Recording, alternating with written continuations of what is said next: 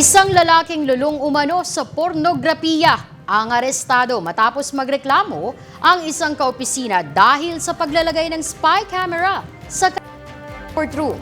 Ang detalye ng balitang yan ihahatid ni Allen Ibanez. Arestado ang isang 32 taong gulang na lalaki matapos itong maglagay ng isang spy camera sa banyo ng kanilang pinagtatrabahuan sa Maynila.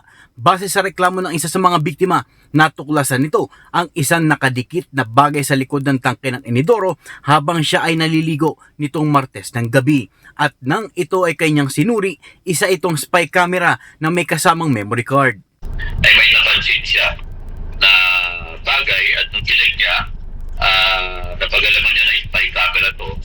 At nung dinala ito sa opisina nila, tinignan niya meron itong memory card. At nakita niya nga yung uwa sa kanya doon na habang naliligo siya.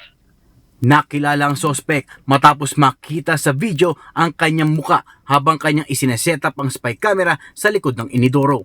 Ang sospek ay isa ring empleyado sa pinagtatrabahuan ng biktima na isang clinical laboratory sa Malate, Manila.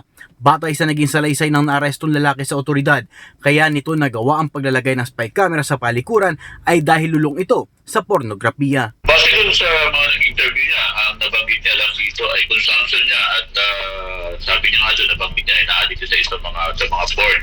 At yun nga, tinitingnan natin dito kung at ongoing yung ating panguha ng information kung totoo ba na consumption niya ng siyang i-upload dito mga video na ito.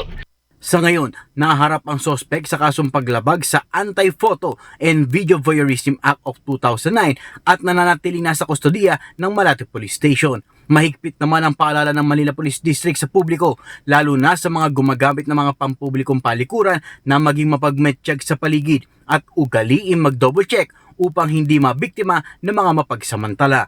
Mula sa Campo Crame, ako si Allen Ibanez nagulat para sa DATV News.